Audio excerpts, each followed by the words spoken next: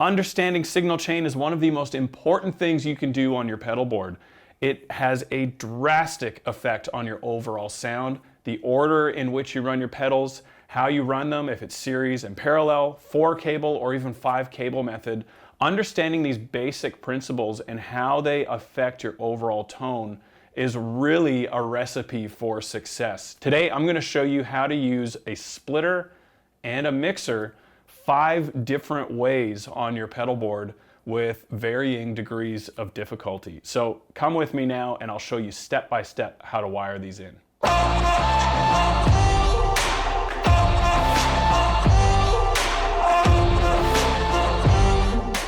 I recently put up 5 new wiring diagrams on our 3-channel mixer page, and it really prompted me to make this video because I get a lot of questions around signal chain and best practices. So today I'm going to take that one step further and show you how you can use a splitter and a mixer 5 different ways on your pedal board to get much different results.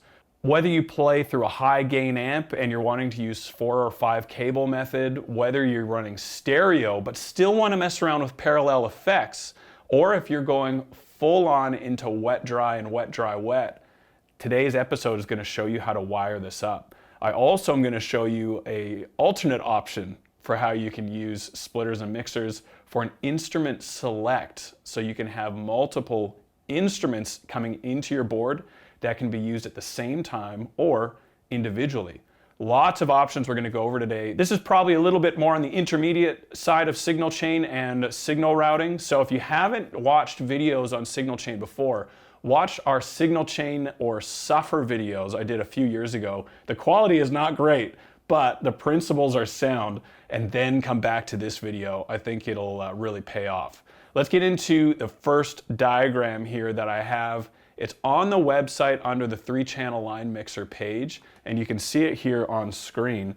And we are just going to go through these one at a time, and I'm going to show you how these actually work. This first one is the most complex. This is running a wet dry wet system, 3 amplifiers. This can also be done with an amp and cab sim, so you don't have to use any real amps. But the key here is parallel wet effects. There are 2 main components to this wiring diagram, which is going to be the same for future diagrams we're going to talk about today.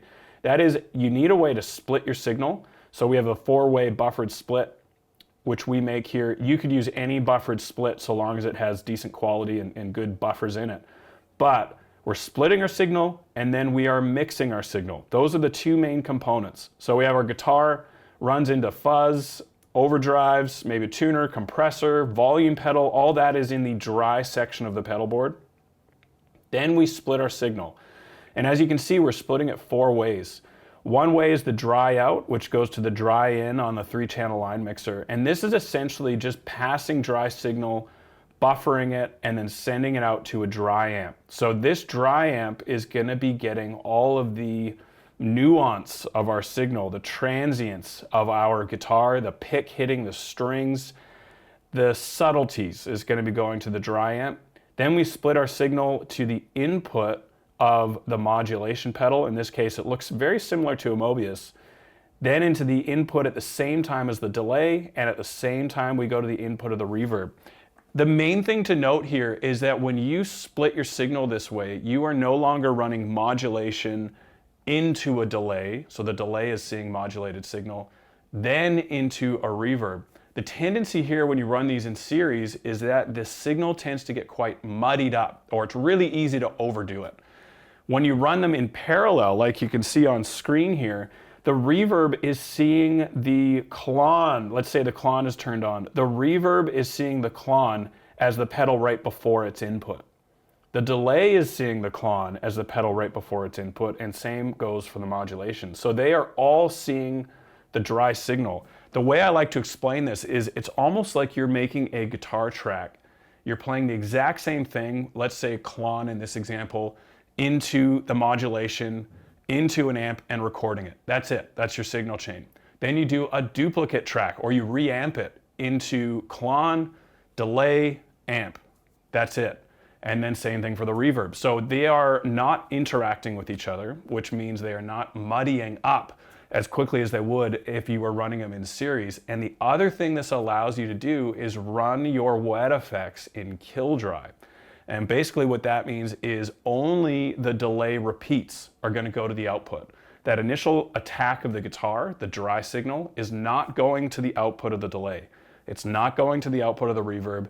And depending on your modulation effect, it won't be going to the output of the modulation, although it is much more common for some dry signal to have to pass through modulation just due to the types of effects that are being used.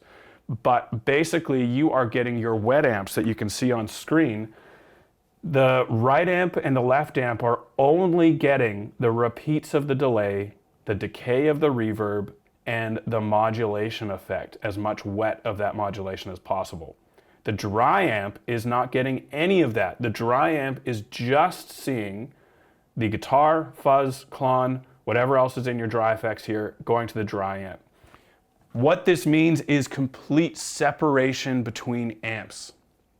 Your dry amp is going to be that initial attack. Then your wet amps, if you're running wet, dry, wet, a left and a right, your wet amps are going to get the delay repeats on the outside. Attack, repeats and decay. Attack, repeats and decay. So you have huge separation. These amps, left and right, are responsible for your wet effects in parallel. No dry signal ideally. The dry amp is only responsible for dry, and it will be responsible for that transience and that pick attack, clarity, all that type of stuff. I know I'm repeating this over and over again, but it's really important to understand this and what it can offer you on your rig. So as I said before, the reverb is outputting decay, delay, repeats, modulation is just outputting its modulation effect. All of these are in stereo output, so you're getting the movement between the left and right amps as well.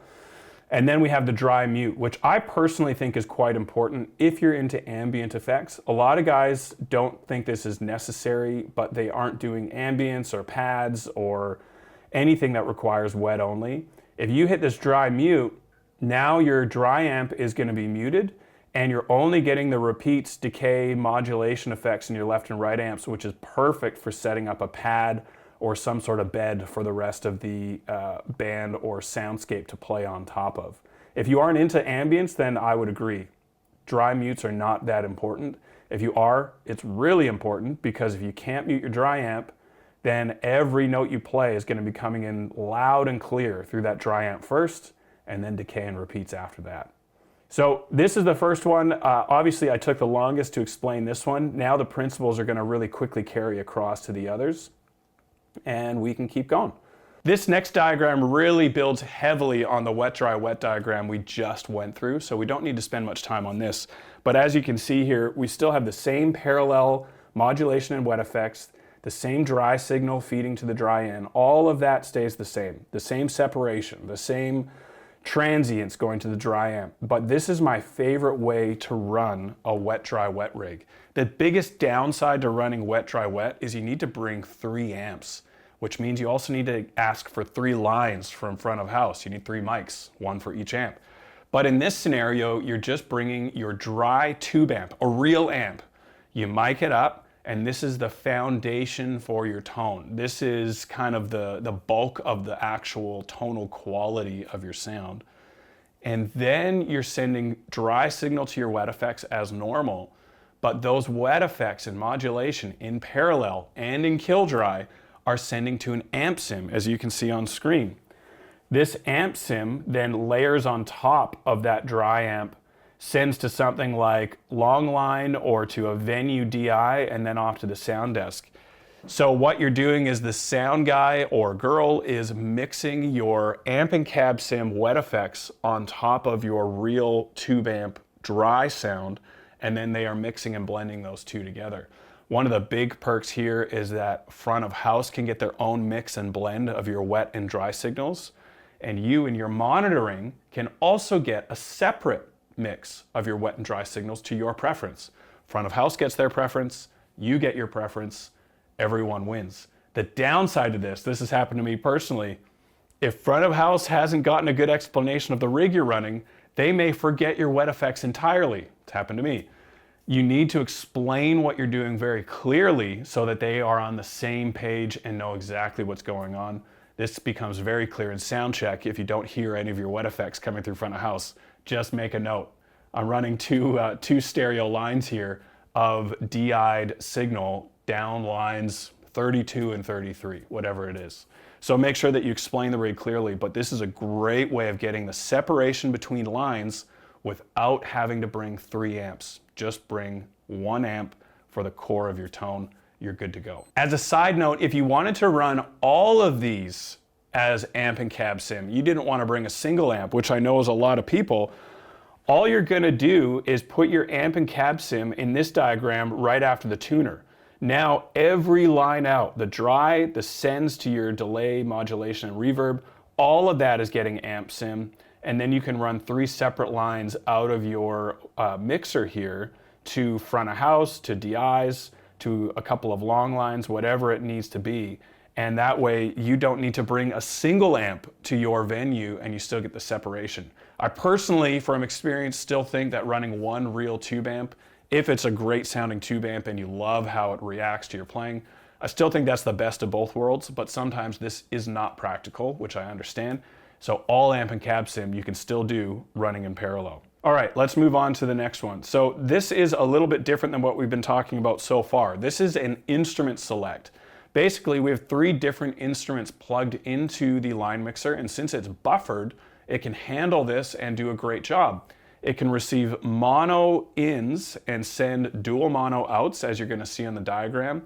And then it can also take stereo ins and send those to the independent left and right outs as well, mixed with the previous mono instrument. I'm gonna show you this on the diagram here. So we have an acoustic plugged into the line mixer, an electric going through pedals plugged into the line mixer, and then we have a synth, which you would assume is going to be running at line level or a hotter signal than the previous instruments.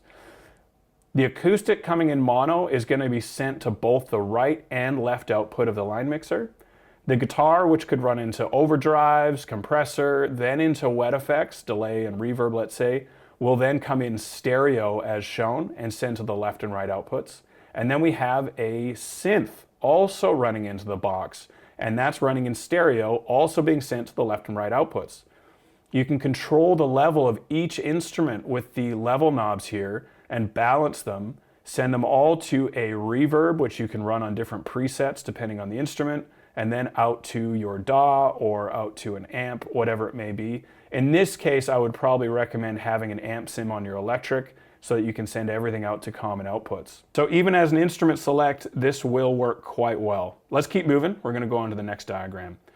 This is one that most people I find don't actually ask about, but I think is probably one of the most handy ways you can run parallel effects, as in it's the most accessible for most people running a mono or stereo rig. And to note, this diagram we're about to go through can be used in mono or stereo.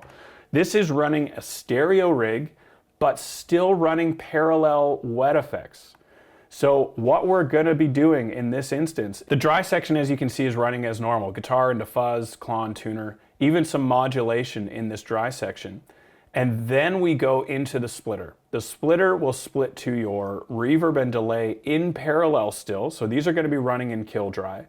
And then we take another split, and instead of going into the dry in on the mixer, we're gonna go to one of the mixed inputs, input number 3 here, and we're coming in mono, which this mixer will split to the left and right outputs automatically since it's a mono in. So now what we're doing is we have a reverb and delay in kill dry, so only the decay of the reverb, only the repeats of the delay are coming through into the mixer. And in parallel, we're running that dry in. And now these left and right amps are seeing a parallel dry signal mixed in with kill dry, delay, and reverb. The reverb and delay, the big point here, are not interacting with each other. There's full separation. You can still mix the levels up here with the level knobs and get a nice balance. Maybe you want a bit less dry, or you want to do the delay and the reverb. Let's say these pedals don't have kill dry. There are other types of delays and reverbs. You can set the mix to 100 and then drop back the level on the mixer itself to suit your taste. This is a really handy way of creating kill dry on pedals that don't actually have it. So stereo parallel rig, this is definitely something to keep in the back of your mind for future if you're into this type of rig. as it's a great way to get some of the benefits of wet, dry, wet, or parallel effects without having to run 3 amps. Let's go to the next one. This is one of my favorites. This is parallel effects in a 4 or 5 cable method rig. So this routing wise is going to be a little bit more on the confusing side. So I'm going to take it one step at a time and explain it and tell you what's going on. So we have the guitar into dry effects as normal. So your overdrives, fuzzes, compressor, volume, all that is represented by the tuner and the overdrive here in the diagram. Then, as if you're running 4 cable method, which in this instance we're getting there, you're going to plug into amp 1's input. And this is, let's say, a higher gain channel switching amp that has an effects loop on it. We're going to plug into the input.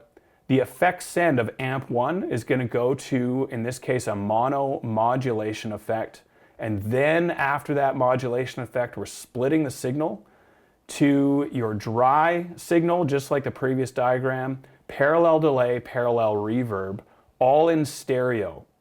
So we have kill dry set on the reverb and the delay, and then the dry signal is being sent to the left and right output. The reason we're doing this dry split is because we are running 4 cable, we need to have dry signal going to both amps. This is actually going to be 5 cable in this example. We could do the same thing with 4 cable though. We need dry signal, or else it's just going to sound like a wash of ambience and repeats and decay of the delay and the reverb. So we have to have dry signal in this instance, which we have here from the splitter. We're then going to exit the mixer in stereo. So we have the left of the reverb and the left of the delay mixing to the left output, the right of the reverb, right of the delay mixing to the right output, and the dry going to both outputs. We leave the box and go to the effects return, completing the signal for amp number 1. So now the cab of amp number 1 is getting the left signal of the delay, reverb, and the dry to its cab. Then to a second amp with an effects loop, we are going to run to the effects return only.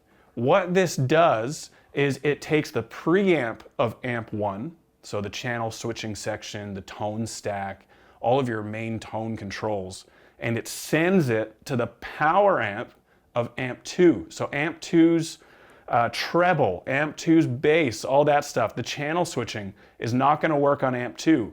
You have a master preamp on amp 1, and then you have a power amp and cab on amp 2, and a power amp and cab on amp 1, giving you that stereo signal, your stereo delays, stereo reverbs. That is how this rig works. And you might be asking, why not run the preamp of amp 1 and 2 and the power amp of amp 1 and 2 at the same time? The main reason is 7 cable doing that, running both pre's, both effects sends, both effects returns. 7 cable typically leads to a host of issues that you need to account for. It's very expensive to do.